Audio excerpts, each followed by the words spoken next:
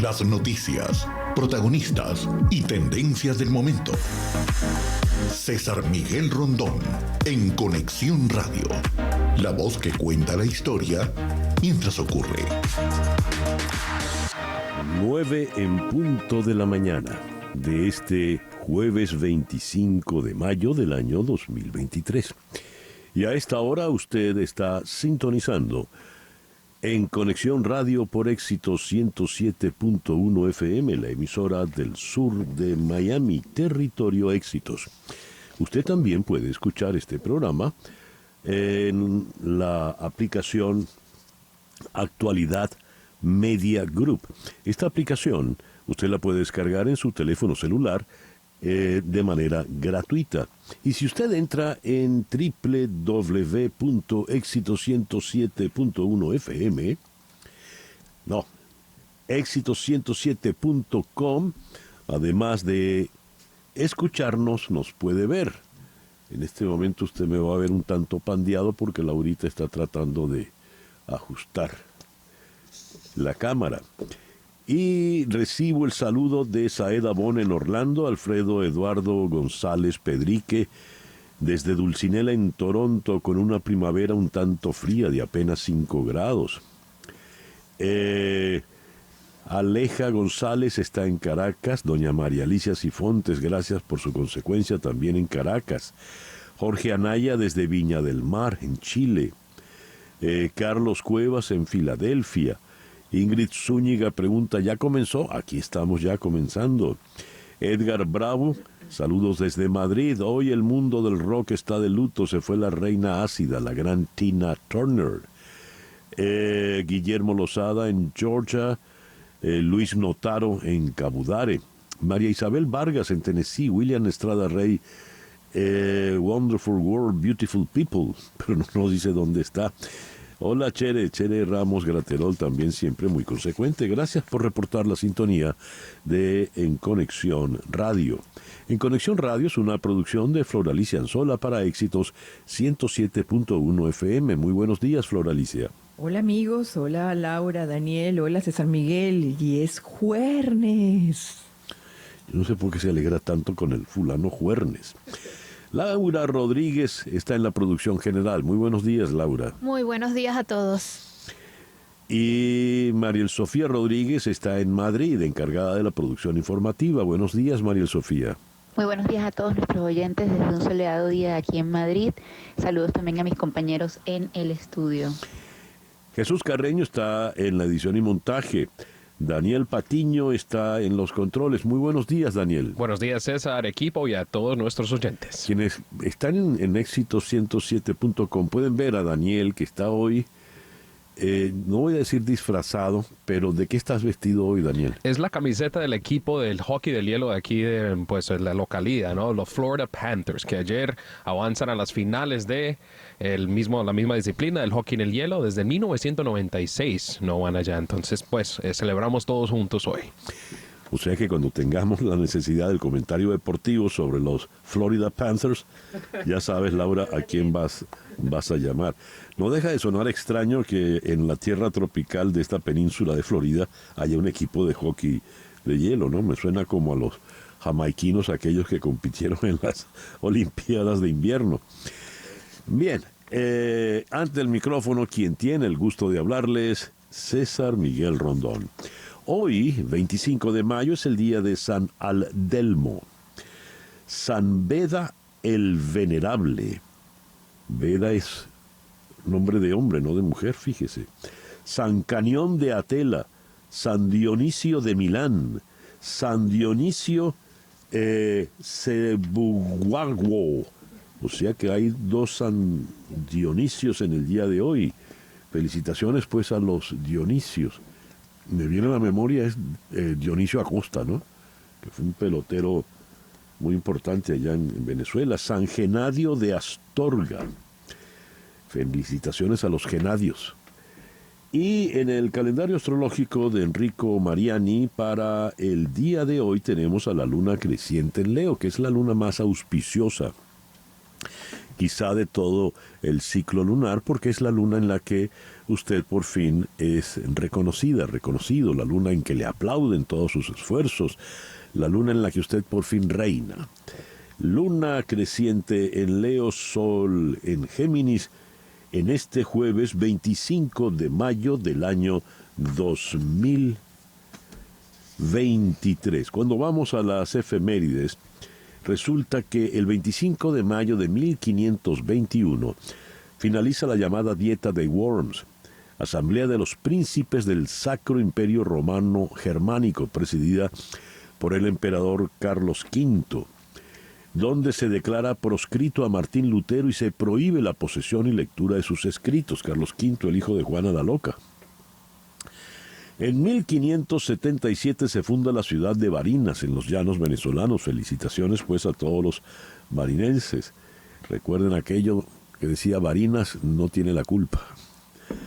El 25 de mayo de 1660, en Londres, el rey Carlos II restaura la monarquía 11 años después de la ejecución de su padre, Carlos I. Y ahora estamos en los tiempos pues de Carlos III. El 25 de mayo de 1722, en el llano venezolano se funda la villa de San Luis de Cura por Juan de Bolívar y Villegas, el abuelo paterno de Simón Bolívar. Villa de Cura, Villa de San Luis de Cura es Villa de Cura, que muchos le llaman Easter Valley.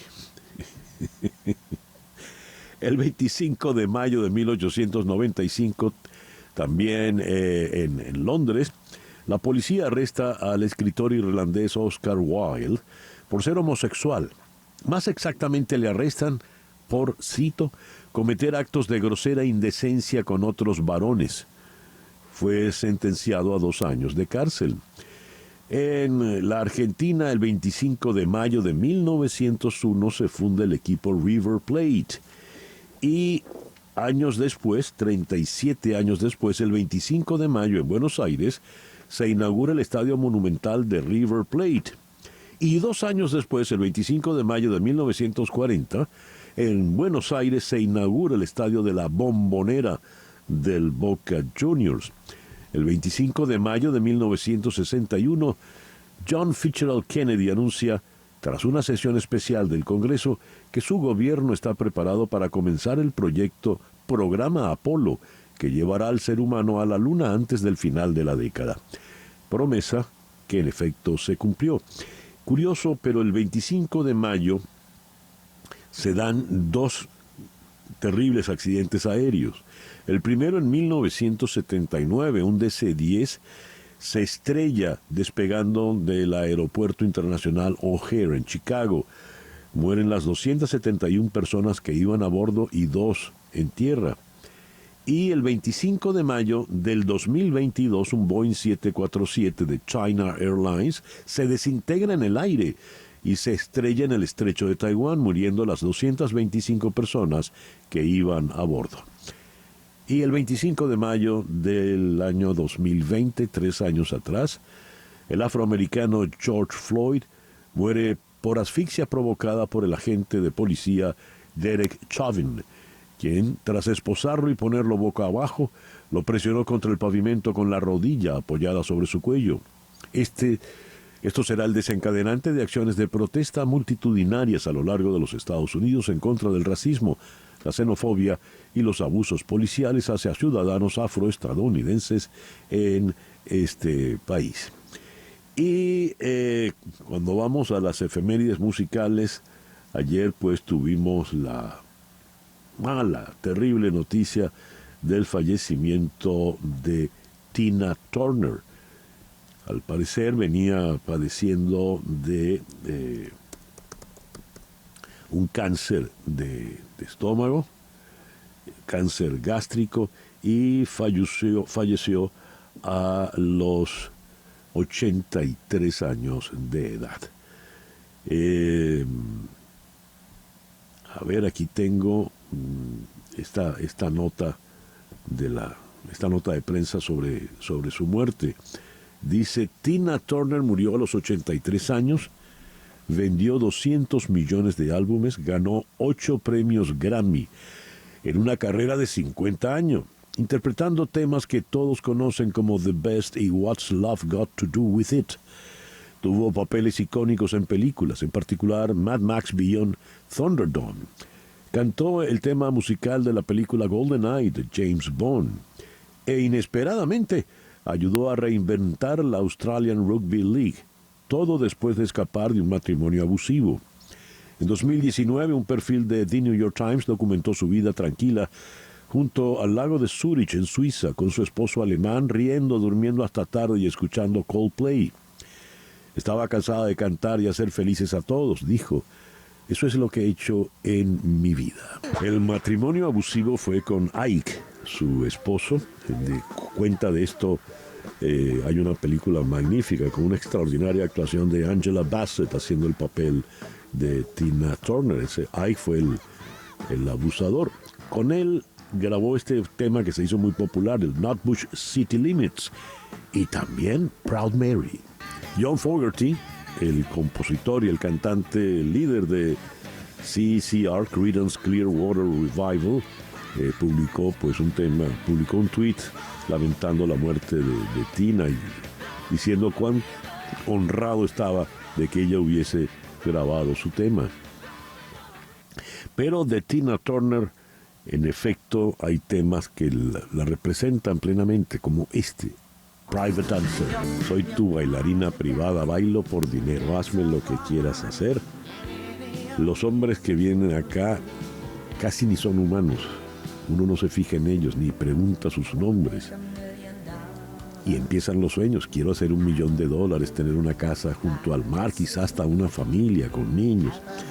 En fin, Tina Turner. Antes de hacer contacto con Hani, le quiero recordar que es bueno que usted tenga su teléfono en la memoria de su celular. 855-DOLOR55. 855-DOLOR55, que equivale a 855-365-6755. Repito, 855-365-6755. Hani Martínez Ward. Muy buenos días, Hani. Ya estoy aquí con ustedes. 3 consejos de qué hacer a la hora de un accidente. Número 1, usted debe llamar al 911 y hacer su reporte de policía. Quedarse ahí hasta que termine el reporte de policía, porque eso es la validez que le va a dar para decir que usted es la víctima y que el seguro del culpable pueda pagar el 100% de los gastos. Número 2, tomar fotos y videos de la escena del accidente. ¿Y cómo son las fotos? Ahí con su iPhone o con el Samsung, con el teléfono que usted tenga, 30 segunditos alrededor del área, que se vea la carretera, que se vea los árboles, que se vea el área en general, y una foto del daño de su carro y una foto muy importante del daño de la persona culpable. Ese carro de la persona culpable nos va a servir a nosotros con muchas evidencias para comprobar que si hay un error en el reporte de policía, él verdaderamente sea el culpable. Y número 3, llamarnos desde la escena del accidente al 855-DOLOR55. Cuando usted nos llama desde la escena del accidente, cualquier tipo de accidente que sea, un peatón, una bicicleta, un camión, lo que sea, usted le vamos a dar el consejo ahí en la escena del accidente y no le cuesta un centavo hacer esta llamada. Repito, el teléfono de Hani Martínez Ward, 855-DOLOR55. 855-DOLOR55, que equivale a 855-365-6755. 855-365-6755. ¿Algo más, Hani? Eso es todo. Muchísimas gracias. Muchísimas gracias a ti. Hani Martínez Ward, de The World Law Group, abogada de accidentes. El editorial con César Miguel Rondón. Días atrás leía un tuit de Paulina Gamos. En el tuit ella citaba otro tuit anterior de Teresa Albáñez. Teresa Albáñez, quien fuera ministra en los tiempos de Carlos Andrés Pérez, en su segundo gobierno, quien fuera la presidenta de la comisión de primarias, de las primarias de la oposición en la anterior oportunidad, ahora está con el partido 20 Venezuela, el partido de María Corina Machado. Este partido, como es sabido, pues mantiene una postura muy firme con relación a las primarias. No se pueden realizar las primarias si está involucrado el Consejo Nacional Electoral. Su argumento es el que venía expuesto en el tuit al que hago alusión. Decía la señora Albáñez, no puede participar el CNE porque las primarias son un acto privado. A lo cual Paulina Gamos, con el sarcasmo y la fina ironía que le caracterizan, preguntaba, ¿será por invitación? Es decir, para ese acto privado necesito ser invitado. ¿A dónde nos lleva esto? Pues nos lleva a una discusión que algunos a la distancia ven con algo ya de fastidio, porque en el seno opositor en este momento, preparándose para unas primarias con o sin CNE, pareciera que se ha olvidado el contexto en el que se vive en el país. Ya no hay palabras para criticar al régimen, ya no hay palabras para cuestionar el tipo de vida que está teniendo el venezolano de a pie. Ahora todo está entre los candidatos opositores. Días atrás, este señor Diosdado Cabello, el enemigo de todos, se mofaba de la señora Machado, diciendo que ella se hace ver como que es nueva en política y hacía alusión a que tiene una larga trayectoria política, más de 20 años en esto.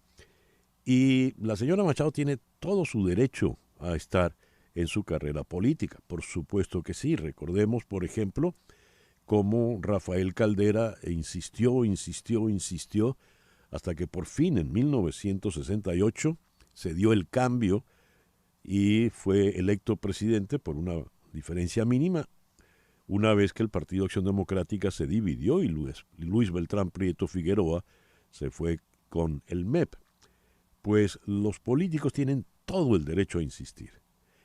Así como ella, así también Enrique Capriles y tantos otros nombres que hemos conocido como opositores en las últimas décadas. El detalle no está en que ellos compitan, el detalle está en que no haya otras personas, otros candidatos, otros líderes, sobre todo más jóvenes. Otros líderes que respondan a un auténtico liderazgo, no, por ejemplo, liderazgos, diría, falsos o de múltiples sospechas como el de Antonio Ecarri. Pero ¿por qué no hay otros líderes en la oposición que realmente despierten entusiasmos y esperanzas? Allí puede estar el detalle. Por lo pronto, en una entrevista en esta semana, días atrás, aquí en el programa En Conexión Radio con el periodista Eugenio Martínez, le preguntaba ¿qué diferencia hace la presencia del CNE o no? Si ya, por ejemplo, la comisión de primarias que preside José Ignacio, Juan Manuel, ay Dios, que me fue el nombre. José María Casal, sí, Dios. Bueno, ya había advertido que la identidad de los votantes está plenamente garantizada, no habrá captahuellas ni nada de eso. No sé si entonces, Eugenio, que si hay CNE participación, hay más centros electorales. Y eso, pues, más centros electorales supone que podrán haber votaciones en zonas más populares. Si pensamos en términos de Caracas, podrá haber centros electorales en el oeste de la ciudad. Si no si no participa el CNE, entonces habrá menos centros electorales. Y si repito el ejemplo, no habrá, por ejemplo, suficientes centros electorales en el oeste, solo en el este, y esto podría darle ventaja a determinado candidato. en el fondo pareciera que allí es donde está el detalle. En todo caso, por lo pronto, respira feliz el régimen porque de la oposición nadie se mete con él. 9:20 de la mañana, una pequeña pausa. Y ya regresamos con las noticias de Estados Unidos, Venezuela, América Latina y el mundo. Esto es En Conexión Radio por Éxito 107.1 FM. Continuamos en breve con César Miguel Rondón en Conexión Radio por Éxitos 107.1 FM. Estamos en Conexión Radio.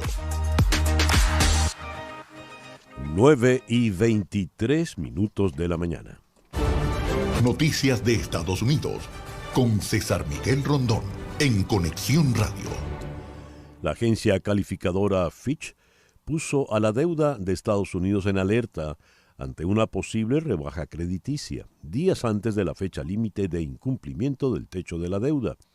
Los políticos han oscilado entre el optimismo por llegar a un acuerdo sobre el aumento del límite y afirmar que estaban muy separados en las negociaciones. Las firmas financieras de Estados Unidos están planeando cómo podrían mantener los mercados funcionando en un escenario apocalíptico de incumplimiento del país. Un grupo comercial ha estado organizando una serie de conferencias telefónicas para garantizar que los bancos y las casas comerciales estén al día, según The Wall Street Journal. La amenaza de ejecución tiende a enfocar la mente, dijo el abogado que encabeza esos esfuerzos.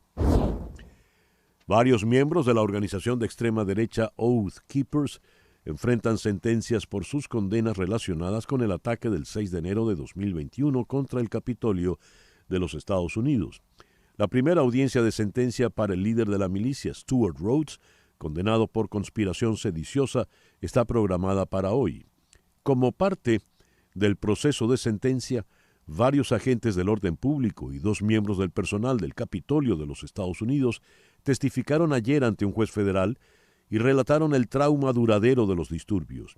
Los fiscales han pedido severas sentencias de prisión para cada uno de los 9 acusados, que van de 10 a 25 años.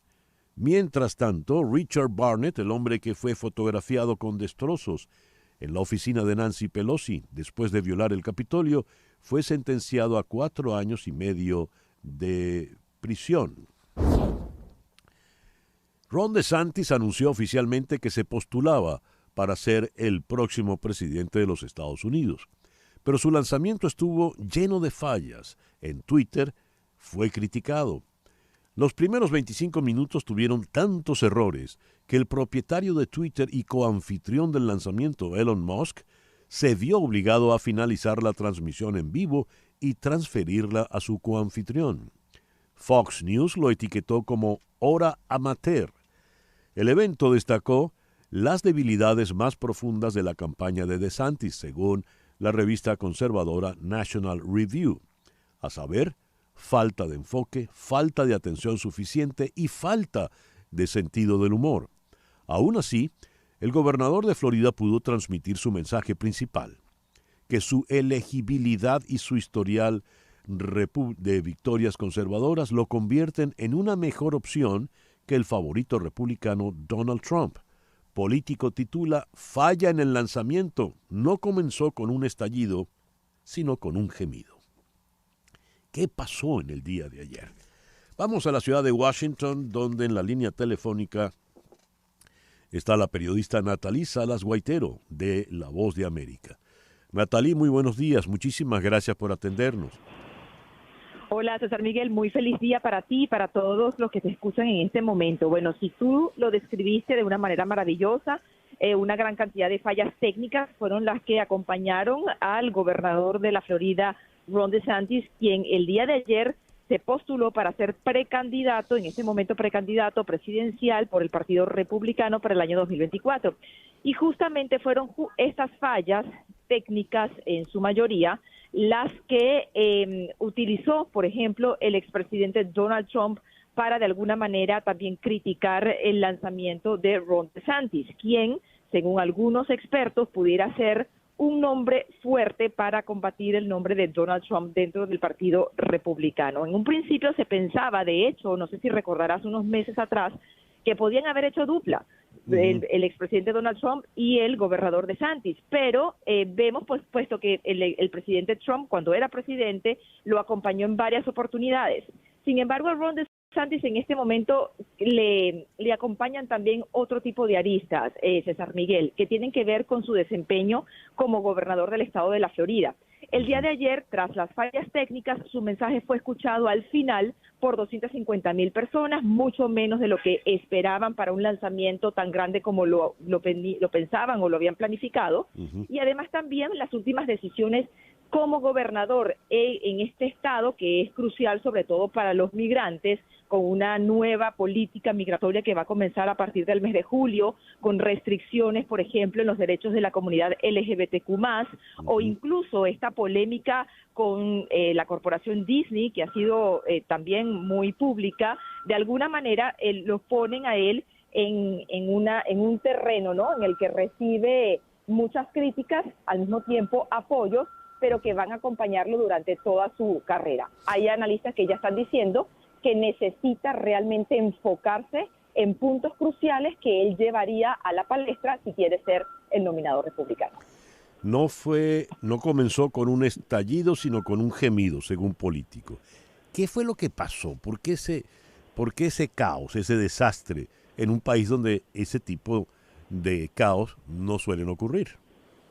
Y que resulta ser toda una sorpresa también, ¿no? Porque estamos hablando que estuvo involucrado el propio dueño de Twitter. El dueño de la compañía, también, sí. Exactamente, y que además también fue uno de los que estaba supuesto a conversar con Ron DeSantis, precisamente para dar su apoyo y tener de alguna manera este apoyo tan crucial y tan emblemático, de alguna manera. Ahora bien, ¿qué fue lo que pasó? Fallas técnicas, sencillamente quizás la plataforma no pudo soportar la cantidad de seguidores o lo que se tenía estimado tener en ese momento como técnicamente como tal. Pero a raíz de eso también el propio equipo de DeSantis ha señalado que esperan afinar una estrategia comunicacional que incluya también más a los medios tradicionales. De hecho, no descartan una entrevista en Fox News. Y hago esta salvedad porque recordemos también, César Miguel, que bueno, a raíz del auge de redes sociales de hace años atrás, a también la pandemia, todo el auge que tuvieron las plataformas digitales, muchos de los candidatos a todo nivel se han concentrado precisamente en estas plataformas. Para Ron DeSantis le queda un tiempo todavía. Recordemos que la convención republicana se tiene estimado que se realizará a finales del mes de julio del año que viene. La convención demócrata sería en agosto. Se supone o se piensa que puede ser en Milwaukee la republicana. Lo cierto es que le da todavía un espacio al gobernador DeSantis, quien se ha puesto o se ha colocado como la bandera de salvar de alguna manera y hacer el retorno de un Estados Unidos grandioso, un poco jugando con las palabras que el expresidente Donald Trump tiene en su eslogan. Y de alguna manera también tiene que afinar, según expertos, los pasos que va a dar de ahora en adelante, tomando en cuenta este lanzamiento. Fíjate, DeSantis fue considerado el delfín de Donald Trump, ¿verdad? Lo apadrinó durante buena parte de su carrera política, pero es habitual que en la política vengan luego las diferencias. No tanto como dice el viejo refrán castizo de cría cuervos, etcétera, etcétera, pero ya ahí están las diferencias. Mientras el señor Donald Trump, supongo, se restriega las manos de satisfacción en el día de hoy, ¿qué le puede esperar al señor DeSantis luego de un comienzo tan penoso? Reorganizarse. Ya los expertos como tú, bueno, tú citabas Político, la fuente Político, pero también hay otras fuentes como CNN, AP, que de alguna manera también dan su visión de un DeSantis que tiene que ahora reorganizarse, establecer también una estrategia para poderle hablar a todo el mundo. Una de las cosas que también se pensaba con DeSantis, siendo tan polémico dentro de su propio estado con las decisiones recientemente tomadas como mencioné algunas, de la comunidad LGBTQ+, incluso también de la de herencia y de historia que ha tenido en los colegios, un poco restringir algún tipo de conocimiento en los colegios, y más esta ley migratoria que ha sido también crucial y que comienza en julio. De alguna manera los expertos señalan que tendría que reorganizar nuevamente cuáles van a ser esos puntos por los cuales él caminaría para poder combatir un Donald Trump que ahora públicamente no es su amigo, ¿no? De alguna manera, después de haberlo acompañado políticamente hablando, no solo como una figura presidencial, sino como una figura muy fuerte dentro del Partido Republicano que todavía sigue teniendo la delantera según las encuestas. Natalie, muchísimas gracias por estos minutos en el programa de hoy. Gracias a ti, siempre a la orden. Muchas gracias. Natalie Salas Guaitero, de La Voz de América, desde la ciudad de Washington. Siguiendo con Ron DeSantis, el gobernador de Florida firmó un proyecto de ley que impedirá a ciudadanos de Venezuela, Cuba, China, Rusia, Irán y Corea del Norte comprar propiedades ubicadas a 20 millas o menos de una instalación militar, plantas de energía, sistemas de telecomunicaciones, puertos o aeropuertos en el estado de Florida. El objetivo es frenar la influencia del Partido Comunista Chino en Estados Unidos y en el estado, declaró DeSantis al momento de la firma de esta ley el pasado martes. La ley perjudica especialmente a las personas de estas nacionalidades que no sean residentes ni ciudadanos estadounidenses y quieran comprar una propiedad en Miami-Dade. En este condado del sur de Florida está ubicado el aeropuerto y el puerto de la ciudad. También está la base del Comando Sur de los Estados Unidos, perteneciente al Departamento de la Defensa. El 35% de la población de Doral, una de las ciudades más populares del condado, nació en Venezuela, según el último censo. Para 2022, en todo el condado vivían 700,000 cubanos. Otro apartado de la ley también le prohíbe a personas y empresas de China comprar tierras agrícolas en cualquier parte del estado, si no son ciudadanos o residentes permanentes en los Estados Unidos. Y el condado de Miami-Dade recibió a más de 26.5 millones de visitantes el año pasado, generando más de 20.800 millones de dólares, un aumento del 8% en los ingresos por turismo con respecto al año 2021. 9:34. Lo que ocurre en Venezuela con César Miguel Rondón en Conexión Radio. Leo en el Pitazo: escasez y corrupción. Funcionarios de la Unidad Especial de Contraterrorismo y Subversión de la Policía Nacional Bolivariana clausuraron una toma ilegal de combustible.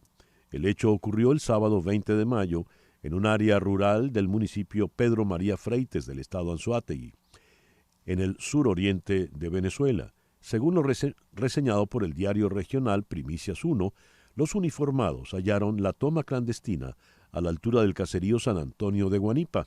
Esto mediante labores de patrullaje por las principales instalaciones y activos pertenecientes al área de producción especial de la faja petrolífera del Orinoco.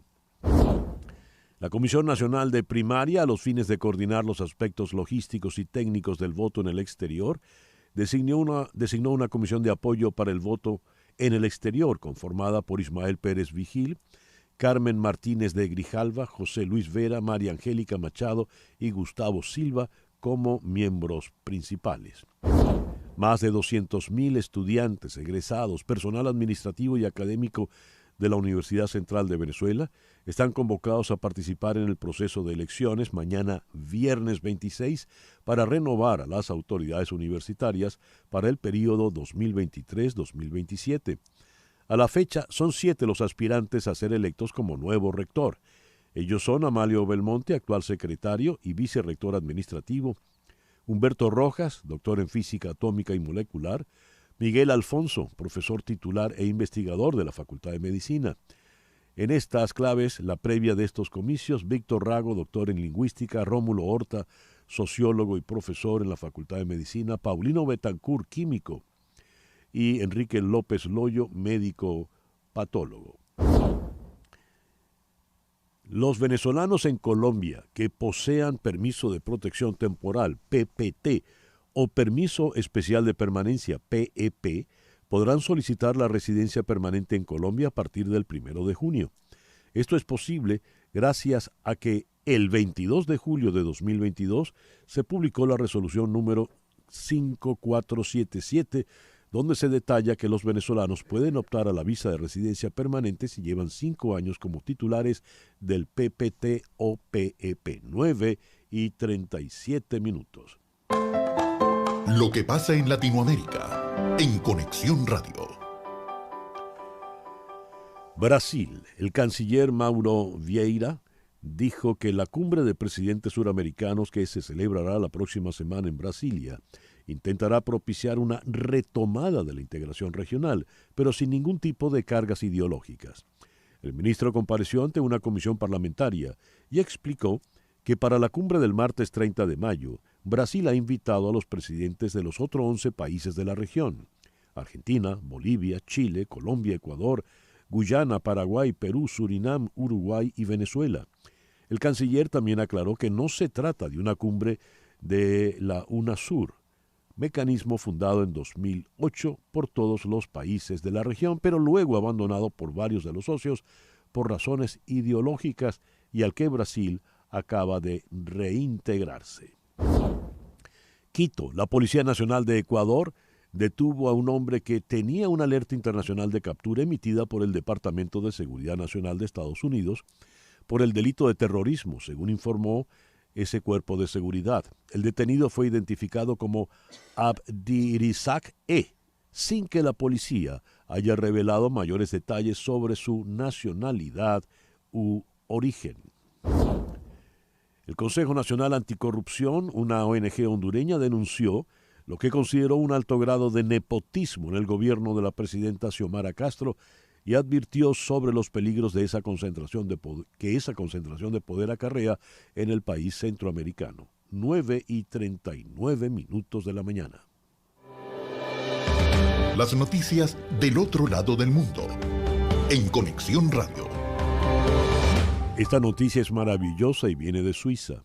Un hombre paralítico volvió a caminar usando un dispositivo que conectaba su cerebro a su columna vertebral. Gert Jan Oskam se rompió el cuello en un accidente de tránsito en el 2011. Científicos suizos desarrollaron un puente digital que detecta señales cerebrales, las convierte en pulsos eléctricos y usa esos pulsos para activar los nervios debajo de la fractura en la columna vertebral. Oskam dijo que pudo ponerse de pie y tomar una cerveza con sus amigos por primera vez en una década. Eso fue genial, manifestó. Un científico involucrado en el proyecto le dijo a The Guardian que el sistema podría ser aún más efectivo en pacientes con lesiones más recientes. El potencial de recuperación es tremendo, dijo el especialista. El grupo Wagner, cuyos mercenarios combaten en Ucrania en apoyo a las Fuerzas Armadas rusas, ha comenzado a replegar efectivos en la ciudad de Bakhmut, según ha confirmado la propia empresa, y también las autoridades ucranianas, que han matizado que no se trata de una retirada definitiva de la zona. Las Fuerzas Armadas de Irán han revelado hoy jueves su último modelo del misil balístico tipo Khorramshahr, con un alcance de hasta 2.000 kilómetros y con capacidad de portar una cabeza explosiva de 1.500 kilogramos, descrito por los medios iraníes como uno de los más avanzados con los que cuenta Teherán. Las autoridades de China han achacado en el día de hoy jueves la crisis ucraniana a las contradicciones a la hora de gestionar la seguridad en Europa y han vuelto a recalcar que la guerra en Ucrania podría haberse evitado. 9:41 de la mañana. Hacemos una pequeña pausa y al regreso venimos con nuestro foro del día de hoy. Hashtag controlar la inteligencia artificial. Habíamos leído días atrás la postura de las principales empresas que tienen que ver, que fabrican la inteligencia artificial, donde estas empresas, los CEO, advertían es necesario legislar la inteligencia artificial. ¿Por qué? ¿Cuáles son sus peligros? De ello nos vamos a ocupar al regreso. 9:42 de la mañana, esto es En Conexión Radio por Éxito 107.1 FM en Miami. En un momento regresamos con César Miguel Rondón en Conexión Radio por Éxitos 107.1 FM. A ver, el señor Geoffrey Hinton, vicepresidente de Google, renunció a ese cargo tan importante para poder advertir amplia y libremente sobre los riesgos y peligros de la inteligencia artificial. Al señor Hinton se le conoce como el padrino de la inteligencia artificial y está francamente preocupado. Junto con otros expertos que suman 27,000 personas, que incluyen varios ejecutivos e investigadores tecnológicos, firmó una carta abierta en la que piden una pausa en el entrenamiento de los sistemas de inteligencia artificial más potentes durante al menos 6 meses debido a los riesgos profundos para la sociedad y la humanidad. Y varios líderes de la Asociación para el Avance de la Inteligencia Artificial firmaron una carta pidiendo colaboración para abordar la promesa y los riesgos de la inteligencia artificial. Y días atrás habíamos leído la noticia de que los principales directivos, los CEO de las más importantes empresas que llevan adelante el trabajo de inteligencia artificial, clamaron por una regulación que establezca reglas, límites en el manejo de la inteligencia artificial. Llegaron a decir, así como existe una Agencia Internacional de la Energía Nuclear, de la energía atómica, debería haber también una agencia internacional que regule lo relativo a la inteligencia artificial. ¿Por qué hasta los propios responsables están preocupados? ¿Qué esconde o qué carga trae la inteligencia artificial que sea tan peligrosa para que haya tanta alarma? Ese es nuestro foro en la mañana de hoy. Hashtag controlar la IA, la inteligencia artificial. En la ciudad de Caracas está Alejandra Stolk. Ella es ingeniero de sistemas con maestría en seguridad de sistemas de la Universidad de York en el Reino Unido y es la presidenta del capítulo ISOC Venezuela. ISOC, Internet Society, es una organización no gubernamental y sin ánimos de lucro constituida como la única organización dedicada exclusivamente al desarrollo mundial de Internet y con la tarea específica de concentrar sus esfuerzos y acciones en asuntos particulares sobre Internet. Vamos a Caracas para saludarla. Alejandra, gracias por estar con nosotros en la mañana de hoy. Hola César Miguel, un placer estar por aquí. Y en la ciudad de Montreal, allá en Canadá, está Héctor Palacios, investigador en inteligencia artificial con más de 20 años de experiencia. Es doctor por la Universidad Pompeu Fabra de Barcelona y actualmente trabaja en el Laboratorio de Inteligencia Artificial de ServiceNow. Héctor, gracias por acompañarnos nuevamente en el programa. Hola César Miguel, sí, un placer hablar de estas cosas contigo. Muy bien. ¿Por qué la alarma es tan grande? ¿Cuál es el riesgo que supone la inteligencia artificial? Comenzamos con Alejandra Stolk. Bueno, César Miguel, siempre que hay una tecnología disruptiva y que llega a nuestras vidas, quizás la inteligencia artificial, para los que la conocemos desde hace tiempo, sabemos que existe desde hace mucho. Sin embargo, desde hace aproximadamente unos meses, con toda la revolución de ChatGPT, se hizo más pública y se hizo más disruptiva de lo que ya la conocíamos, por lo que comenzaron a prenderse todas las alarmas, porque cuando llegan estas tecnologías, normalmente nuestros marcos regulatorios no están listos para ellas y no tenemos cómo controlarla, cómo asegurarnos de que haya gobernanza sobre los aspectos más importantes en ella. Y no es nuevo, ha pasado así cada vez que tenemos una revolución tecnológica, cuando comenzó Internet, cuando van comenzando tecnologías que son disruptivas, es importante tener un marco que las regule y que las gobierne. Sin embargo, la aceleración con la que toda esta tecnología ha venido dándonos sorpresas es lo que más tiene preocupado a todo el mundo, que va muy rápido y que normalmente todo el framework y toda la estructura de gobernanza que va alrededor de esta tecnología tarda mucho tiempo en desarrollarse. Hablaba Alejandra Stolk. Leo algunas de las preocupaciones que ha manifestado el señor Geoffrey Hinton. Dice él, la capacidad de las máquinas cada vez más poderosas para superar a los humanos en formas que no son del mejor interés para la humanidad y la probable incapacidad de limitar el desarrollo de la IA. Los modelos de computador están superando a los humanos, incluso haciendo cosas que los humanos no pueden hacer. Los grandes modelos de lenguaje como GPT-4 usan redes neuronales con conexiones como las del cerebro humano y están comenzando a hacer razonamientos de sentido común. Estos modelos de IA tienen muchas menos conexiones neuronales que los humanos, pero logran saber 1000 veces más que un humano. Dice algo que me impresionó.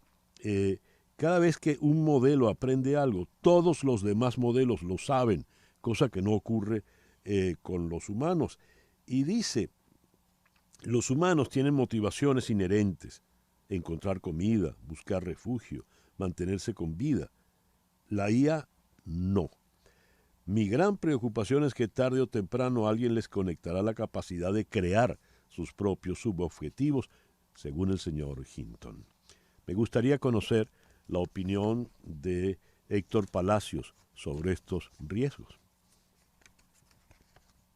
Sí, bueno, yo estoy muy contento de que gente como George Hinton digan esto claramente. Algunos de nosotros hemos estado preocupados por los riesgos del uso de esta tecnología y a veces por la falta de responsabilidad personal que la comunidad tiene en la creación de la tecnología, en el sentido de que no es lo mismo decir, aquí está un objeto, decir cuáles son las implicaciones de ello. Eso ha mejorado, pero seguimos trabajando como en eso. Y por supuesto, parte del problema está en que, como decía Alejandra, esta es una tecnología disruptiva también para los propios investigadores. Tú haces una cosa y no sabes cómo va a funcionar. Y parte de la alarma tiene que ver con la velocidad y con algunas de las capacidades que empiezan a aparecer que tienen impacto en la vida cotidiana, en el sentido de que algunos de estos elementos estaban quizás en modelos de hace 3 años, pero ahora son capaces de generar texto que si uno los mira rápidamente parecen creíbles. Y con esto ya se nos meten en la casa, se nos meten en las conversaciones, porque un texto que parece ser consistente, que parece ser creíble, que viene de otra fuente, que puede tener inconsistencias, que puede tener errores, porque muchas veces por los datos, etcétera, supone como un nuevo agente o un nuevo actor en la comunicación humana, y eso es nuevo. La alarma viene desde allí, en el sentido de que el texto parece creíble, que por lo tanto, como es la sociedad, lo más sencillo es lo que pasa más naturalmente, que comienza a explotarse. Y por supuesto el beneficio económico es la primera lógica para hacer eso, con lo cual, bueno, ya comienzan a haber sitios web llenos de contenido generado por estas tecnologías y que de alguna manera es como si nos llenamos de ruido en la comunicación humana. Hablaba Héctor Palacios. ¿Qué es lo que habría de regular? Prohibido matar, dice uno de los mandamientos, y casi todas las constituciones del mundo lo prohíben, ¿verdad? Y sabemos objetivamente que hay que defender la vida. En el caso de la inteligencia artificial, si vamos a lo fundamental, a lo primario, ¿qué habría que regular? Le pregunto a Alejandra Stolk. Bueno, César Miguel, basándonos en otras regulaciones en el área, una de ellas en las redes sociales quizás ha sido de las regulaciones más difíciles de armar a nivel global, porque hay que recordar que las regulaciones suelen darse en los países. Y ese es uno de los problemas que enfrentamos quienes trabajamos en el desarrollo de tecnologías en Internet, y es que Internet no conoce fronteras y que con las regulaciones ubicadas por países se hace difícil regular cualquier tema que sea global. Como tú lo dices, no matarás. Y es una regulación que está en todas las leyes y eso viene de acuerdos mundiales de que sabemos que debemos preservar ciertos derechos humanos que toda la humanidad se ha puesto de acuerdo a que son universales. Y allí es a donde hay que llegar. ¿Qué cosas son universales que como raza humana queremos que la inteligencia artificial no haga por nosotros?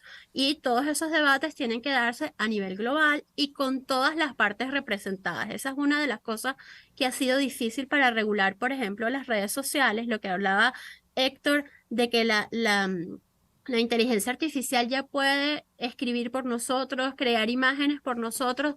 Nos preocupa mucho a nivel de Internet por todas las campañas de desinformación, todo el fake news, de poder crear campañas políticas por nosotros, la visión de un candidato a las elecciones que ni siquiera haya sido creada por ellos mismos. Y todos esos riesgos tenemos que verlos de forma global. Vemos que ya hay, la Unión Europea está hablando sobre una propuesta de framework de cómo regularla, en Estados Unidos también, en China también están preocupados por este tema, pero debemos ponernos de acuerdo a nivel global de cuáles son esos principios, cómo lo puede ser que haya ética, que haya trazabilidad sobre qué es lo que se está haciendo, que haya transparencia. Esa es una de las cosas que siempre se pide, porque con todos esos elementos pueden haber otras organizaciones que vayan viendo lo que va sucediendo por detrás. Alejandra, ¿qué quisiste decir con que haya trazabilidad? Que haya trazabilidad quiere decir que podamos conocer del lado ya no de los quienes desarrollan la inteligencia artificial, sino de quienes van a ver cómo se está realizando, poderla auditar, poder conocer, digamos, que el esqueleto de lo que se está usando para poder entender cuáles son los riesgos y las posibles consecuencias.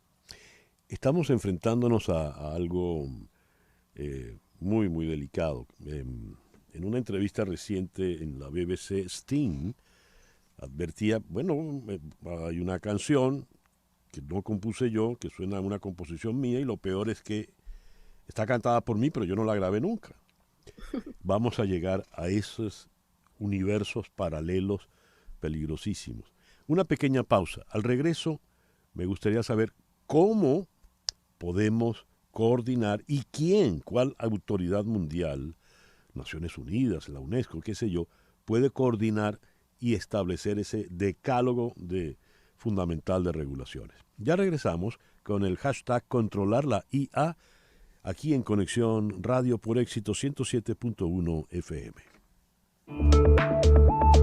Una pausa y regresamos con César Miguel Rondón en Conexión Radio.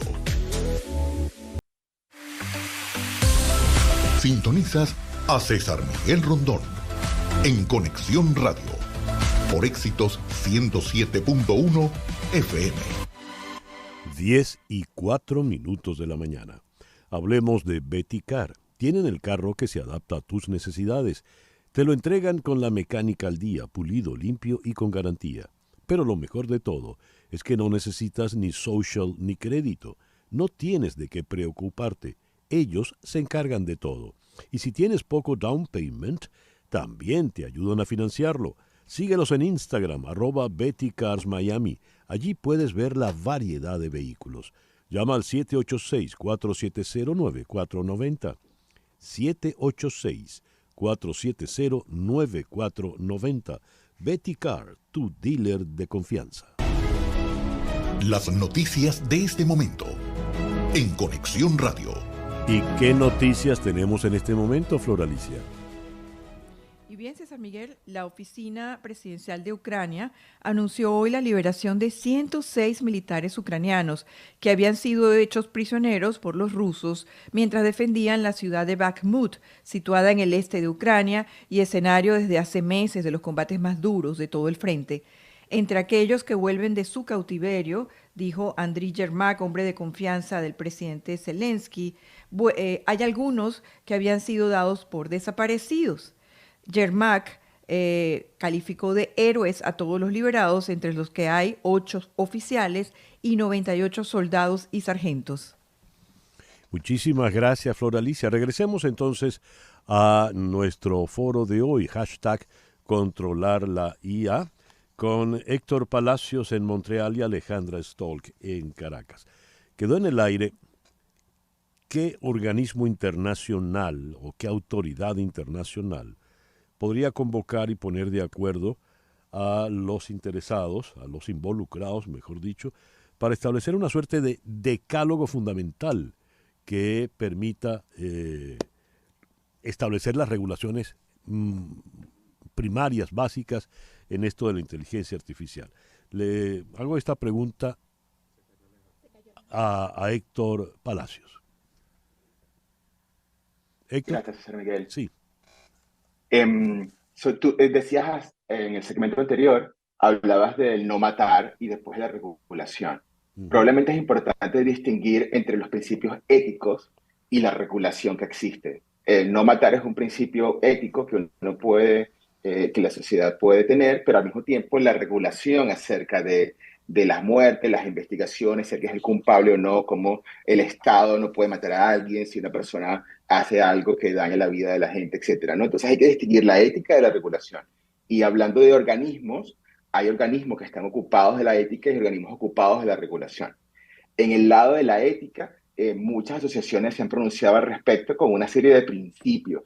Los principios realmente no son demasiado sorprendentes porque muchos de estos fenómenos que estamos viendo ya han pasado antes. Por ejemplo, en los derivados financieros, en el mercado financiero, ya hay ciertos análisis estadísticos que pueden afectar la vida de la gente. Entonces, ese principio de la transparencia, por ejemplo, es un principio que conviene también tener en este contexto.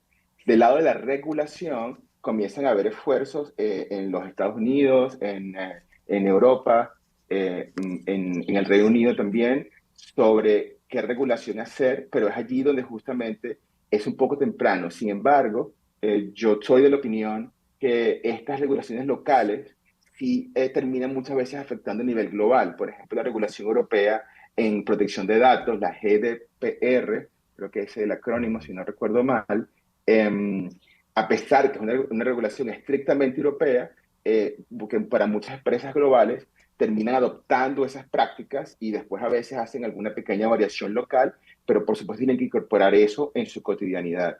Entonces, ¿qué legislar?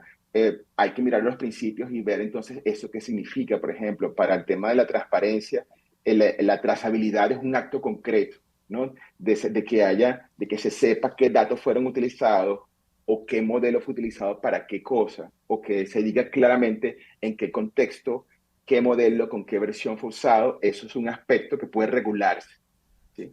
O poner una advertencia de cuando un texto ha sido generado, o proveer un mecanismo para que la gente pueda intervenir en caso de cosas concretas. Pero eso es justamente lo que está en desarrollo.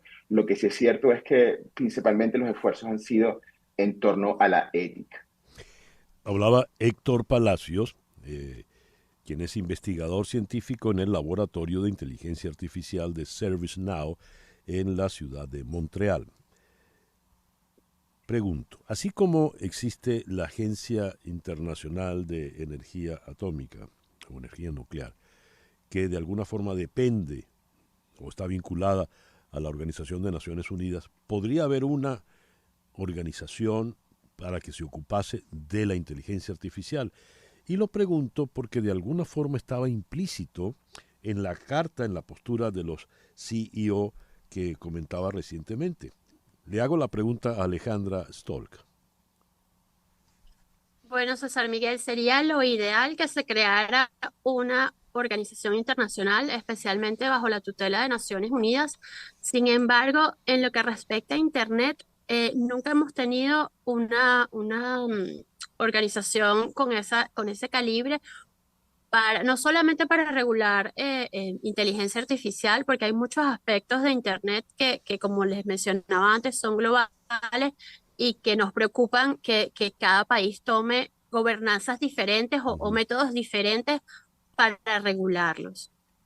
uno de los problemas que vemos en Internet Society es lo que llamamos la fragmentación de Internet y precisamente se debe a que las regulaciones en cada país varían y que lo que para un gobierno es bueno, para otro gobierno es malo. Por ejemplo, la censura de contenido en Internet, la moderación de contenido en Internet ya es un tema controversial y hasta el momento no se ha logrado que hayan acuerdos globales sobre qué constituye cada tipo de cosa a regular en Internet. Hay países que tienen visiones de libres que dicen que hay que regular, que hay que regular al consumidor, a los niños, a diversos actores dentro del ecosistema de Internet. Entonces hay muchas diferencias y hasta el momento lo que hay es algunos acuerdos internacionales como el terrorismo, por ejemplo, es una de las cosas en las que estamos de acuerdo de forma internacional. Todo lo que regula la pedofilia también es un acuerdo afortunadamente internacional y esperamos que en materia de inteligencia artificial tengamos las mismas pautas internacionales de forma tal de que no veamos que en algunos países hay un tipo de regulación y en otros no. Porque si es así, para Internet va a ser muy difícil gobernar lo que suceda con la inteligencia artificial si lo vemos fragmentado. Hablaba Alejandra Stolk, quien es la presidenta del capítulo ISOC Venezuela. ISOC es Internet Society, una organización no gubernamental y sin ánimos de lucro, constituida como la única organización dedicada exclusivamente al desarrollo mundial de Internet y con la tarea específica de concentrar sus esfuerzos y acciones en asuntos particulares sobre Internet. Ella nos está hablando desde Caracas y en este momento ustedes están sintiendo alguna interferencia. Es que se le fue la luz. Raro, ¿no? En fin. A ver, les planteo a nuestros foristas, tanto a Héctor como a Alejandra. En 1968 se publica la película que fue en su momento revolucionaria y todavía lo es, 2001 Odisea del Espacio, una Odisea del Espacio de Stanley Kubrick, donde había una computadora inmensa que una vez en el espacio actúa por su propia cuenta y no le obedece las órdenes a los desamparados astronautas. Ese puede ser un riesgo. A ver, leo acá sobre el señor Geoffrey Hinton. La preocupación de Hinton es que los modelos de IA pueden detectar tendencias en datos que de otro modo no son visibles para una persona.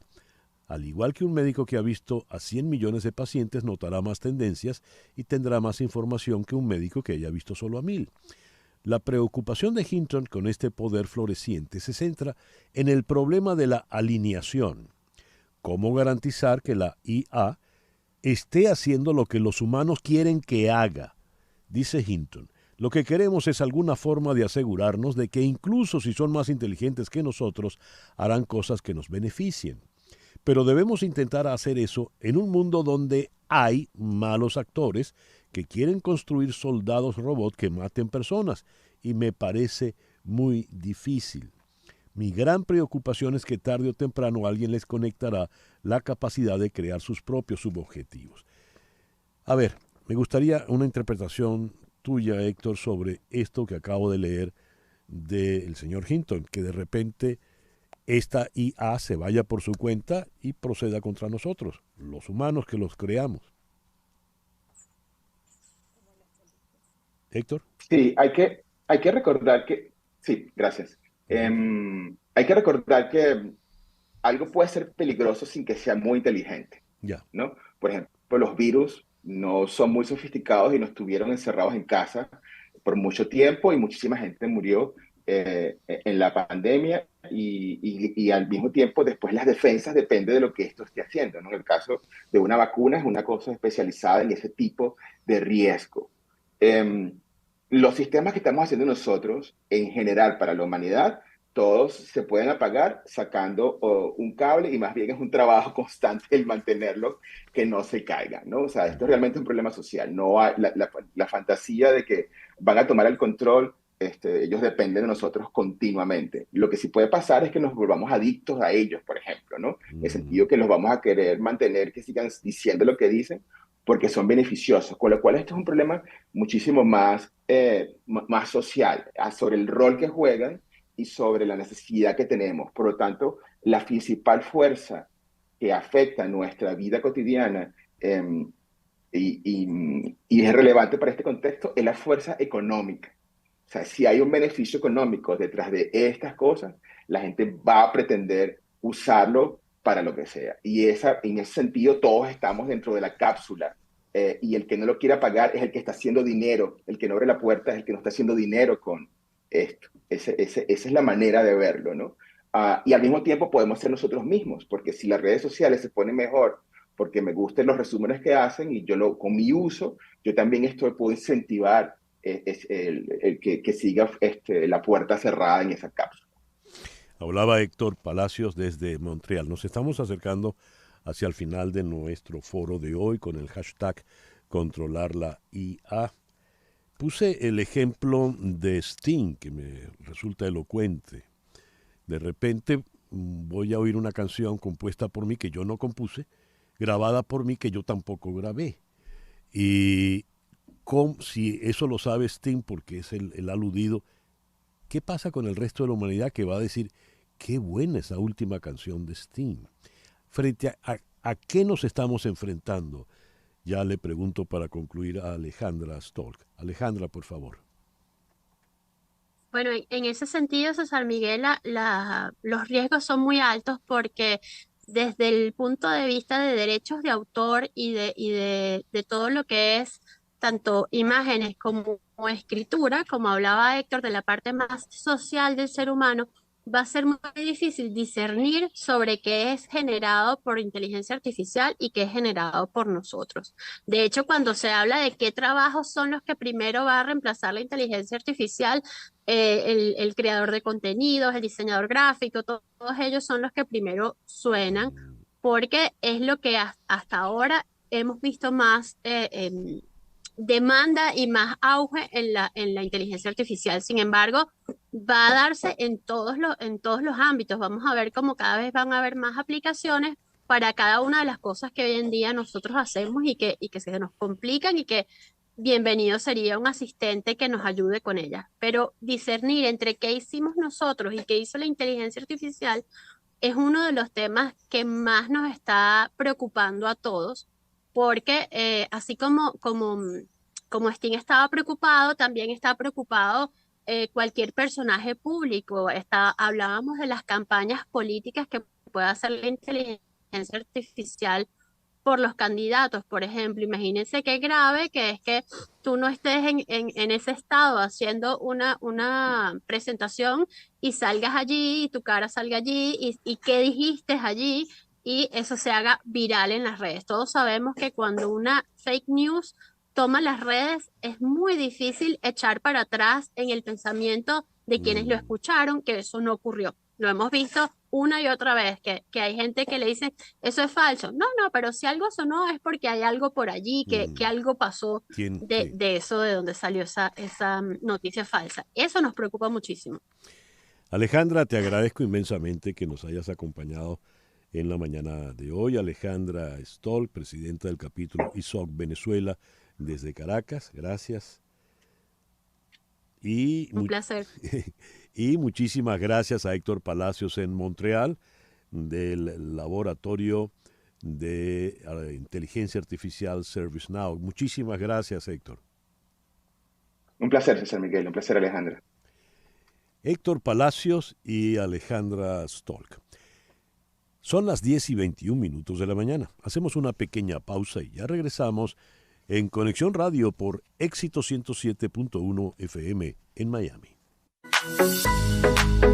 Continuamos en breve con César Miguel Rondón en Conexión Radio por Éxitos 107.1 FM. Estamos en Conexión Radio.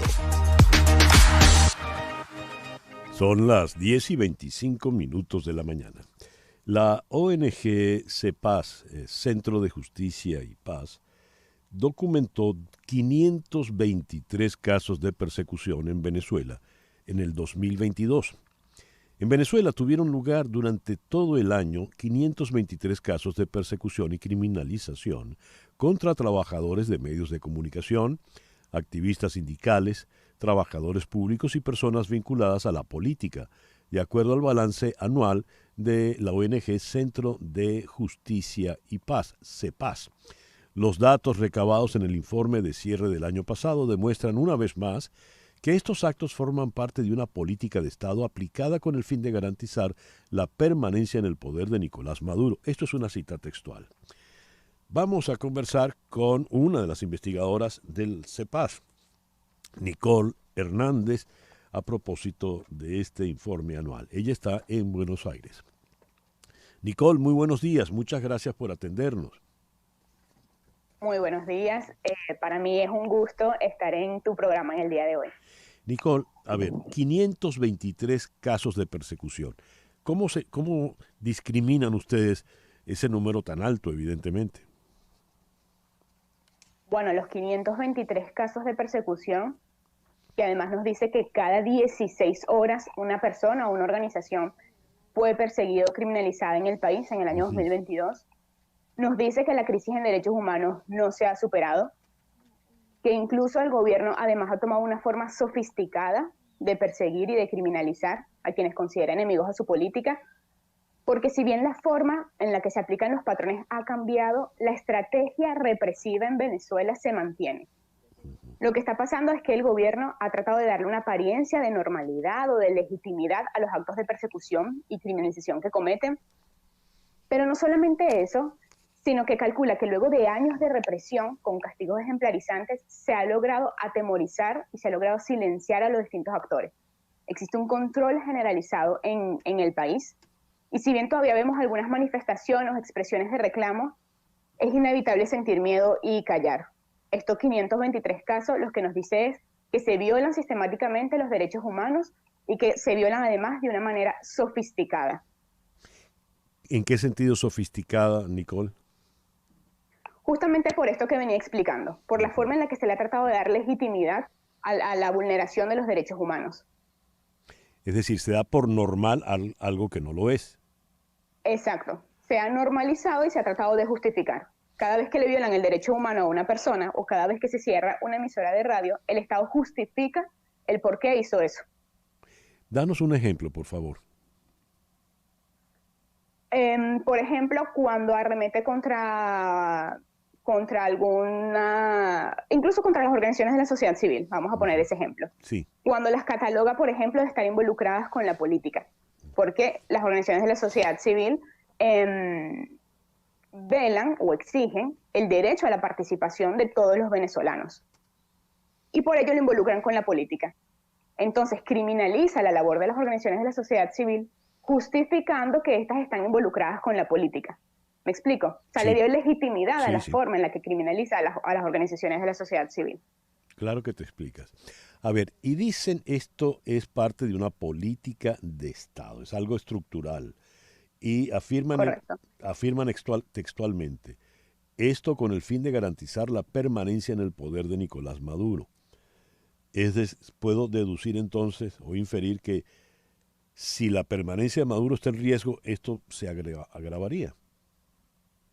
Exacto. De hecho, si revisamos los datos, el año 2021 nosotros documentamos 818 casos. Y recordemos que en el año 2021 hubo elecciones. En el año 2022 disminuyeron los casos, pero no porque se superó la crisis en derechos humanos, sino porque justamente no estuvimos en un contexto electoral, en donde aumentan los casos de persecución. Cuando el gobierno siente el riesgo de pérdida de poder, porque estamos en contextos electorales, y necesita mantener el control, lo hace atemorizando y lo hace reprimiendo a distintos actores, a periodistas, a población, a actores políticos. ¿Qué podríamos entonces esperar o qué esperan ustedes, según la experiencia, para el resto del año y para el 2024, año electoral? Bueno, ya en el año 2023 se están hablando de elecciones, ya se están hablando de unas primarias de oposición, ya se está hablando de unas elecciones en el 2024, y fíjate que en el primer trimestre del año 2023 ya documentamos 272 casos. Es decir, ya documentamos más de la mitad de los casos del año 2022. Esto es un reflejo evidente de cómo en los contextos electorales o preelectorales aumentan los casos de persecución. Así que lo que esperamos es, por supuesto, para este 2023 un escenario mucho más complejo y para el 2024 la agudización del ejercicio de los patrones de persecución y criminalización. Ya. Este informe, ¿dónde se puede leer completo, Nicole? En la página de CEPAS está el informe completo y en la página, en el YouTube, si en YouTube se meten en CEPAS, también pueden ver la presentación completa del informe, en donde además tuvimos un especialista en Derecho Penal Internacional y pudimos también conocer el testimonio de un familiar del coronel Saavedra. Ya. Nicole, muchísimas gracias por estos minutos en la mañana de hoy. No, para mí ha sido un gusto. Muchas gracias. Nicole Hernández, investigadora de CEPAS. CEPAS es la ONG Centro de Justicia y Paz. Nos habló desde Buenos Aires. Y ahora voy a comentar que son las 10:31. Ahora sí. Muy bien. Tengo lo siguiente, en la línea telefónica está nuestra abogada de inmigración, Michelle Canero. Michelle, muy buenos días, gracias por acompañarnos. Buenos días, César. Lamento que no pueda estar contigo en el estudio hoy. Bueno, yo lo lamento más. Tu presencia siempre es muy grata. Nicole, Michelle, ¿qué es la visa J1? Bueno, esta es una visa muy interesada que creo que no se utiliza a la manera que se podría aprovechar, pero es una visa temporal que puede usarse para una variedad de usos. Entonces, la J1 se puede usar para una persona que viene aquí como au pair, ¿ok? Esa es una persona que viene a cuidar niños. Para eso tienes que tener ciertos calificantes, tienes que tener menos de 26 años, tienes que tener un título universitario y tienes que poder hablar inglés. También hay un uso de la J1 que es para entrenamiento. Entonces, si vienes a hacer un programa de entrenamiento con una compañía acá, se puede hacer la J1. También se puede usar para figura cultural. Eso es la manera que Disney usa la J1 para atraer empleados que trabajan en Epcot, ¿verdad? Entonces, es como un intercambio cultural. Entonces, es una visa de 18 meses que se puede usar para un montón de diferentes usos. Y se tiene que tramitar a través de un programa que está certificado para emitirlos. Entonces, un abogado puede asesorar, pero el documento inicial que se requiere es una DS 2019 que la tiene que emitir un programa. Entonces, hay programas para enfermeras, hay programas para au pairs, hay programas culturales. Entonces, hay que encontrar uno de estos programas en la página web del Departamento de Estado y ellos le pueden tramitar el documento para que uno pueda venir aquí a trabajar. Y el mayor beneficio es que lo permite a uno, en ciertas condiciones, trabajar con un programa bajo esa J1 y a la pareja también tener permiso de trabajo. Michelle, dijiste 18 meses, año y medio. ¿Prorrogable? Se puede renovar por un término de 18 meses más, pero hay un limitante importante a la J1. Dependiendo de la categoría en la cual uno aplica, y dependiendo de su país y el acuerdo que tienen en tratados de comercio, hay restricciones en cuanto a qué uno puede hacer después de la J. Hay una ley, la 212E, que se impone en ciertas categorías de J1, que obliga a que la persona regrese a su país por 2 años antes de aplicar a otra visa de trabajo o a residente. Entonces, esto es importante porque quieres asegurar que no estés aplicando a la J bajo una condición que te impongan la 212E, porque es muy difícil eliminarla en la mayoría de los casos. Requiere perdones y exempciones que son difíciles de obtener y tardan mucho tiempo. ¿Para quién recomiendas tú entonces esta visa J1, Michelle? En realidad, cualquier persona que quiera venir aquí a trabajar, que está buscando una opción que no puede sacar la H, y tiene una razón de venir aquí a hacer un trabajo temporal de máximo 3 años, ¿verdad? Porque se puede renovar una vez más, típicamente la J1. Si no pueden hacer las otras visas por temas de lotería o calificantes, vale la pena explorar si hay una categoría de J1 que les aplica.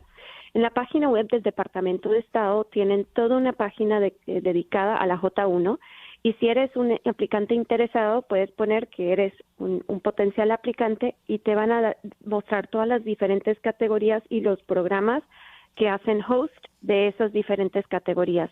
A través de eso puedes identificar por dónde quieres ir, y después recomiendo que contactes a un abogado para discutir qué serían los pasos a seguir para iniciar ese trámite. Muy bien. Michelle, muchísimas gracias por atendernos en esta mañana. Les recuerdo que Michelle Canero es del escritorio Canero Fadul Immigration. Pueden llamar allí al 305-579-9218 o escribir a inmigraya@canerofadul.com. Muchísimas gracias, Michelle. No, gracias a ustedes. Y por favor, le puedes decir a su audiencia que todos los jueves, a partir de la semana que viene, vamos a tener un Facebook Live donde estoy respondiendo preguntas y dudas de los clientes en Canero Fadul Immigration, la página de Facebook. Maravilloso. A las 9 de la mañana los jueves. Muy bien, allí estaremos. 10:36. Gracias. Gracias a ti, Michelle. 10:36 minutos. El gobernador Ron DeSantis firmó un proyecto de ley que impedirá a los ciudadanos de Venezuela, Cuba, China, Rusia, Irán y Corea del Norte comprar propiedades ubicadas a 20 millas o menos de una instalación militar, plantas de energía, sistemas de telecomunicaciones, puertos o aeropuertos en el estado de Florida. Es bueno notar que si esto tiene que ver con venezolanos, pues más de uno va a resultar afectado. A ver, ¿cuál es el alcance de esta ley y de qué manera puede afectar a venezolanos y cubanos? En la línea telefónica está la periodista de Univisión, María Alesia Sosa. María Alesia, muy buenos días. Gracias por atendernos. Hola César, buenos días, encantada de estar contigo. Bueno, te cuento un poco de esta ley que ha sido súper polémica y también ha generado pues mucho estrés y sorpresa para la comunidad, especialmente venezolana, porque bueno, entre la gente que te escucha seguramente hay gente de Cuba, de Venezuela, no sé si tanto de Corea del Norte, de Rusia ni de Irán, pero entonces vamos a enfocarnos en eso. A los cubanos quizás les afecta menos, porque es importante decir que no es solo ciudadanos de esos países que no pueden comprar propiedades a partir del 1 de julio, sino ciudadanos que estén domiciliados en esos países, tienen que residir allá, por lo que no hay tantos cubanos que todavía tengan su domicilio en Cuba y quieran comprar una propiedad aquí. Sí es el caso de muchos venezolanos, cientos, la verdad yo puse esta noticia en mis redes hace 2 días y el impacto que ha tenido ha sido increíble, sobre todo porque mucha gente no sabía ni siquiera de la existencia de esta ley que finalmente fue aprobada por ambas cámaras y finalmente el gobernador firmó el 8 de mayo. Varias cositas que hay que decir. Bueno, aplica a esos países que tú nombraste, a ciudadanos domiciliados en esos países, y las viviendas, porque hubo mucha confusión, porque esta ley se vendió como para protegernos de los chinos y de los países comunistas. Eso es lo que han dicho los promotores de la ley, incluso el gobernador, pero hubo confusión en un principio que se trataba solo de terrenos para agricultura, y no es así, es cualquier propiedad que incluye apartamentos, casas, etcétera. Además, la ley dice claramente que que está prohibido comprar cualquiera de estas cosas que esté a menos de 10 millas, son 10 millas de una instalación militar o una instalación crítica, que es lo que ellos llaman en la ley. Pero resulta que una instalación crítica incluye puertos, aeropuertos y hasta una planta de tratamiento de agua, por lo que prácticamente todo el sur de Florida estaría incluido en esa ley y en esa restricción, ¿no? Es decir, por ejemplo, el Comando Sur está en Doral, y en Doral vive cualquier cantidad de venezolanos, el 35% según el último censo, el 35% de la población de Doral son venezolanos, según ese último censo. ¿Qué pasa con ellos? ¿El que ya tiene su propiedad no se verá afectado o no? Exactamente. Bueno, Importante decir que esto no aplica para quienes tengan residencia o ciudadanía en Estados Unidos. Si usted ya resolvió su residencia o su ciudadanía, no se va a ver afectado. Recuerden, es para personas que tienen su residencia o domicilio todavía en Venezuela. Como bien decías, Doral es una zona clave y definitivamente está afectada. Las personas que ya tienen su propiedad van a poder mantenerla, pero van a tener que hacer una inscripción una inscripción de la propiedad, registrarla con el Departamento de Oportunidades Económicas, en un registro que, por cierto, ellos no han publicado, todavía no está el formulario ni la forma de registrar la vivienda, no está publicada. Y bueno, nosotros estamos pendientes, por supuesto, de eso, porque ¿qué pasa si no registras tu propiedad? A partir del 31 de enero de 2024, quien no registre su propiedad y tenga residencia en Venezuela todavía y no tenga, digamos, el tema del estatus migratorio resuelto con estas últimas dos cosas que dije, van a tener que pagar multas de $1,000 diarios por cada día que estén tarde en ese registro.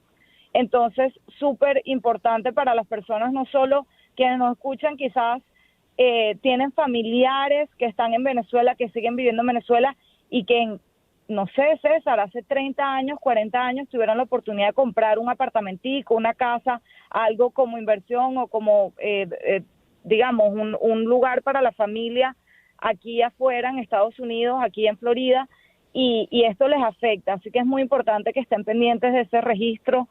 Yo en mis redes sociales voy a mantenerlos informados y si quieren saber cuándo eso salga. Estoy recogiendo correos de las personas. A mí me preocupa particularmente una cantidad de personas de la tercera edad, viejitos que quizás tienen propiedades aquí y no saben ni siquiera de la existencia de esta ley porque, digamos, no tienen que estar pendientes de todo lo que se aprueba aquí en Florida y puede llevarlos a unas multas de unas cantidades de dinero exorbitantes y además, si finalmente no pagan la multa por un tiempo, pueden llevarlos a corte y hasta confiscar su propiedad. Ya lo veo. Qué grave, qué delicado esto. María Alesia, mil gracias por atendernos en la mañana de hoy. Un abrazo, César. Saludos. Saludos, María Alesia Sosa, periodista de Univisión, aquí en Miami. 10:43 de la mañana, una pequeña pausa. Ya regresamos en Conexión Radio por Éxitos 107.1 FM en Miami. Una pausa y regresamos con César Miguel Rondón en Conexión Radio. Estamos en Conexión Radio con César Miguel Rondón. 10:46 de la mañana. Contratar los servicios de un abogado de inmigración es un asunto serio, porque establecerse en Estados Unidos requiere de trámites que debes transitar solo con abogados con mucha experiencia y conocimiento. Las abogadas de Canelo Fadul Immigration, especialistas en visas de inmigración, laboral, familiar y humanitarias, entre otras, suman más de 55 años de experiencia, asesorando desde la solicitud de la visa hasta la obtención de la residencia y posterior ciudadanía. Buscan soluciones que alcancen los objetivos de cada uno de sus clientes.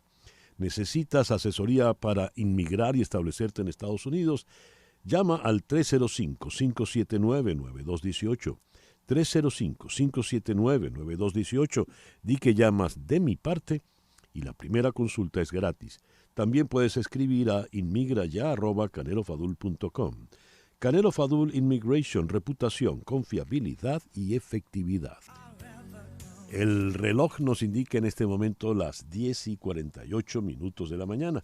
Luego de conversar con María Alesia Sosa, quien en una oportunidad fue mi productora en Caracas, María Alesia Sosa es Alesia con S. Voy a conversar con otra que también ha sido mi productora, pero esta vez en Miami. María Alesia Isturriaga, esta vez Alesia con C. Querida María Alesia, muy buenos días. Hola, ¿cómo estás, César? Muy bien.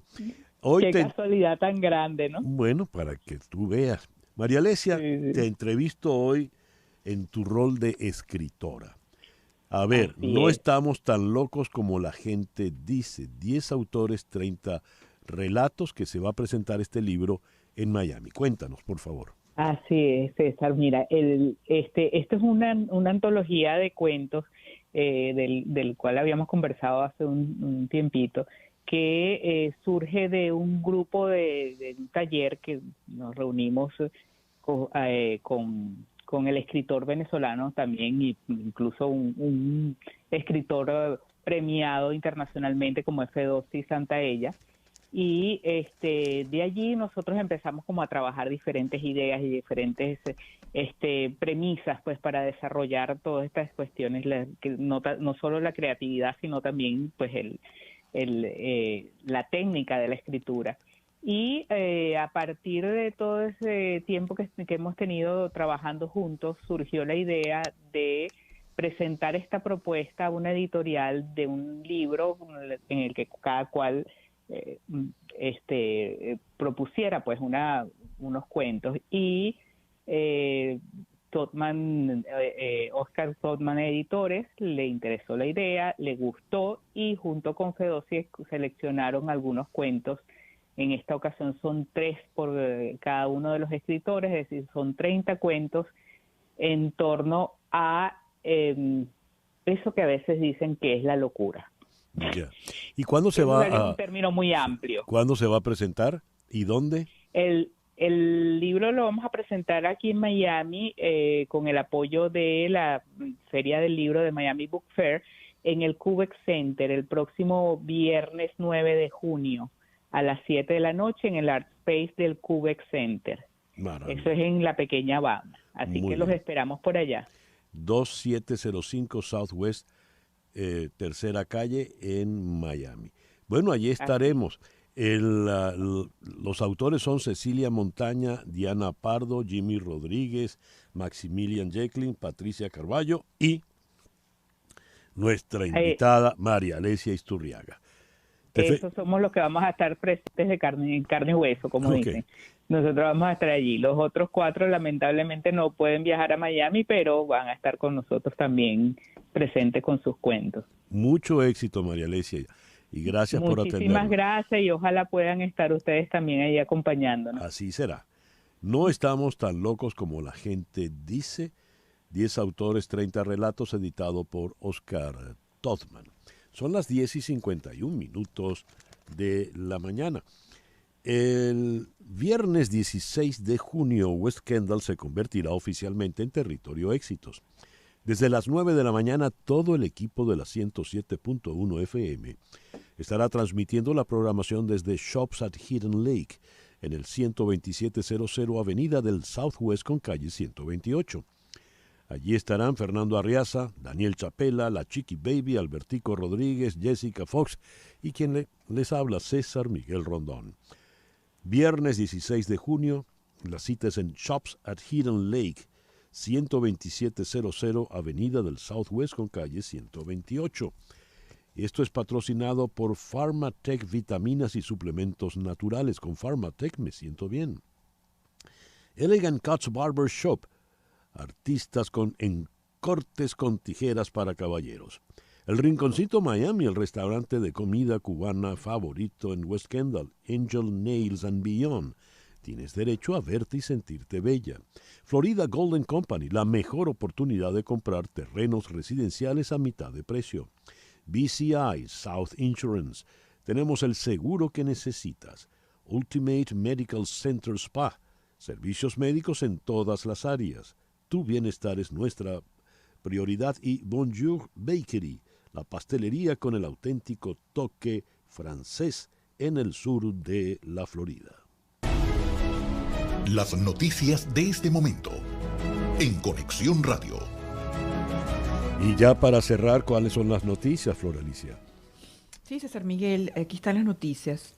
El capitán del velero Pros, que emulaba desde 2019 la primera vuelta al mundo completada por Juan Sebastián Elcano, mostró hoy su temor de que el barco haya sido engullido por el tifón Mawar en la isla de Guam, en el Pacífico, y fuerce un abrupto final de la expedición.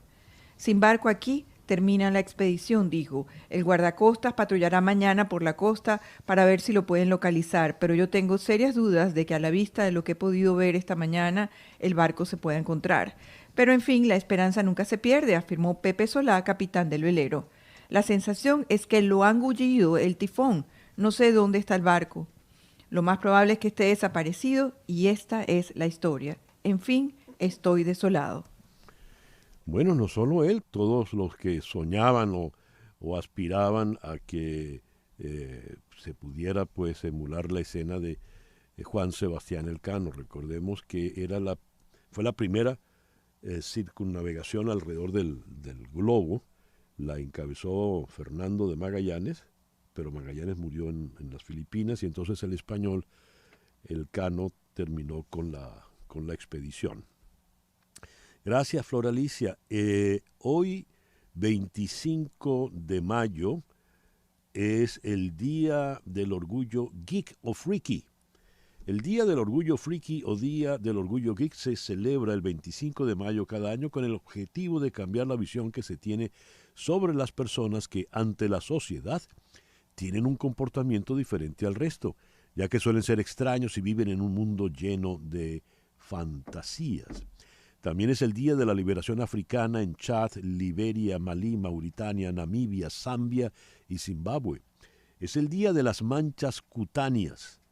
Las manchas oscuras, generalmente ocasionadas por el sol, por cambios hormonales o por el consumo de ciertos medicamentos, afectan a 1 de cada 3 mujeres y en algunas ocasiones afectan la autoestima. Y es también el Día Mundial de la Tiroides. La tiroides tiene también su Día Mundial, 10:55. Y así nos vamos por el día de hoy. En Conexión Radio es una producción de Flor Alicia Anzola para Éxito 107.1 FM, con Laura Rodríguez en la producción general, Mariel Sofía Rodríguez en la producción informativa, Jesús Carreño en la edición y montaje, Daniel Patiño en los controles y ante el micrófono, quien tuvo el gusto de hablarles, César Miguel Rondón.